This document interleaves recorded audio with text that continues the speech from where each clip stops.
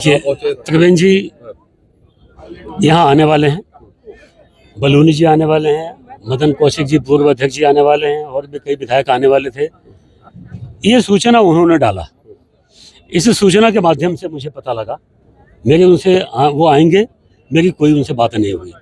लेकिन कल रात में मुझे ऐसा लगा कि ऐसी परिस्थितियों में जब 100 तरह की बातें लोगों के मुंह पे आ सकती हैं, राजनीतिक लोग इसका उपयोग भी दुरुपयोग भी कर सकते हैं, तो मैंने स्वतः अपने पूर्व मुख्यमंत्री जी त्रिवेंद्र सिंह जी को फ़ोन किया, बलूनी जी को मैंने फ़ोन किया, मदन कौशिक जी को फ़ोन किया।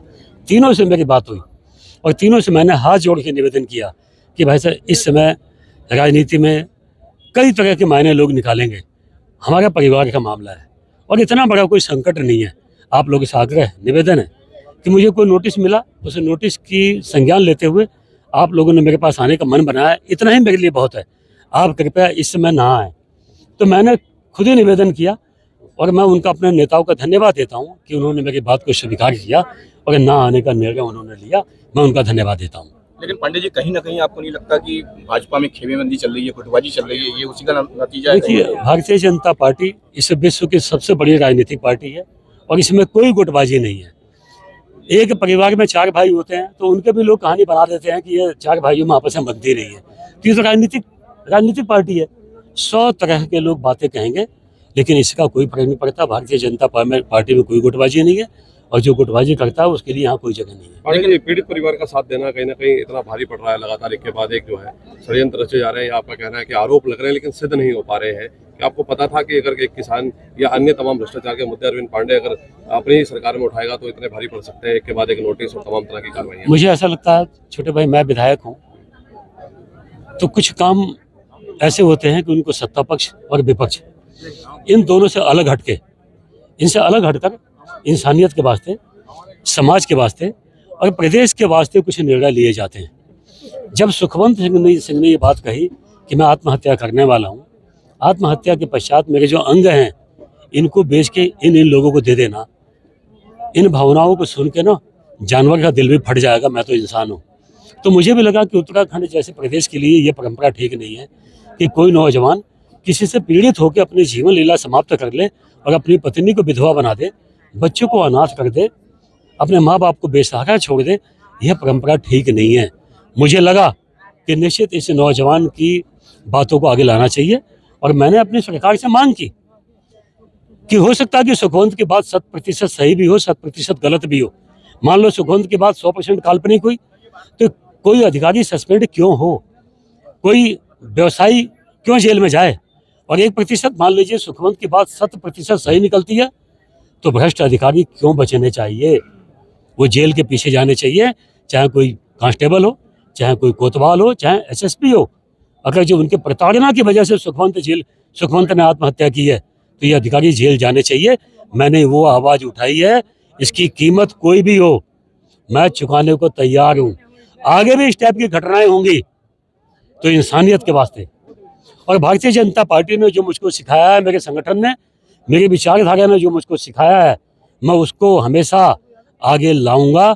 मैं ऐसी चीज़ों से कभी पीछे नहीं हटूंगा, चाहे मुकदमा एक नहीं 1000 लग जाए, उत्पीड़न एक नहीं 200-400 एकड़ जमीन का भी आरोप लग जाए, लेकिन ऐसी जब इंसानियत की बात आएगी तो अरविंद पांडे कभी भी इन चीज़ों से समझौता नहीं करता। मेरे संगठन ने, मेरे विचारधारा ने मुझको यही सिखाया है। मैं जिस कालखंड का कार्य करता हूँ, संघर्षों से भारतीय जनता पार्टी यहाँ निकल के पहुंची है, तो मैं वो चीज़ कैसे भूल जाऊँ? मैं आज का कार्यकर्ता नहीं हूँ कि सोशल मीडिया में पैदा हुआ हूँ। मेरे माँ बाप ने जेलें काटी हैं, मेरे भाइयों ने झूठे मुकदमों में कांग्रेस के ज़माने में 4-4 साल 5-5 साल जेलें काटी हैं। तभी सीबीआई हुई थी, लेकिन जिनकी माँ मरी थी वो बच्चे अबोध हैं, उन बच्चों पर कोई आरोप नहीं है। लेकिन जब वो मुकदमा मेरे पे लगा था, मेरे खानदान पे लगा था, कांग्रेस पार्टी ने 302 का मुकदमा लगाया था, तो मैंने सीबीआई की जांच खुद मांग की, सीबीआई जांच करवाई।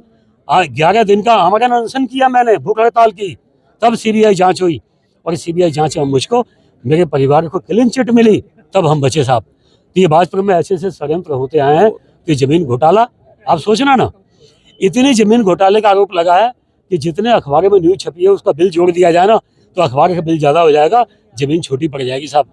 विधायक जी, कहीं ना कहीं आप कांग्रेस गवर्नमेंट में बच गए और अपनी सरकार में आपको जो है 1 हफ्ते में भूमाफिया घोषित कर दिया गया।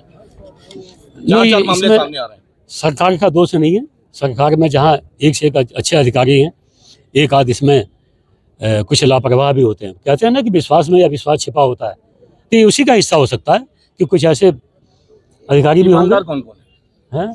ईमानदार कौन? देखिए, ईमानदार आम जनता है जो सरकार बनाती है, और उसके जो उम्मीद जनता करती है उसके अनुरूप काम होकर करना चाहिए, वही ईमानदारी है। विधायक जी, आज पूर्व विधायक राजेश शुक्ला ने आप पर आरोप सीधे सीधे लगाए हैं आप ही की कि पार्टी के लोग हमलावर हो रहे हैं। खटीमा में आपने हराने का काम किया पुष्कर सिंह धामी को, यतीश्वरन को हरिद्वार में हराने का काम किया, आपने प्रेम सिंह राणा को हराने का काम किया। कितनी सच्चाई है इसमें? उनको हमारी बहुत बहुत शुभकामनाएं।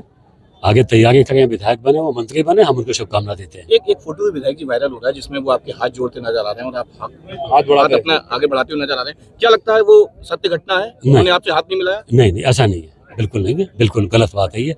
मैं पूर्व विधायक जो हमारे कमलेश शुक्ला जी हैं, उनको श्रद्धांजलि देने में कल गया था, वहाँ मिले थे। बाकायदा जब मिले तो वो अपनी जगह से खड़े भी हुए, मेरा सम्मान किया उन्होंने, फिर हम दोनों साथ बैठे। ऐसी कोई बात नहीं है। Thank you. विधायक जी, आज बहुत बड़ा शक्ति प्रदर्शन यहाँ पर आपके आवास में आपको चाहने वाले पहुंचे हैं, जी। क्या कहेंगे इस विषय पर? ये लोगों का बड़प्पन है, लोगों का बड़प्पन है जो आशीर्वाद देने लोग मुझे आए। मैं सबका धन्यवाद देता हूँ।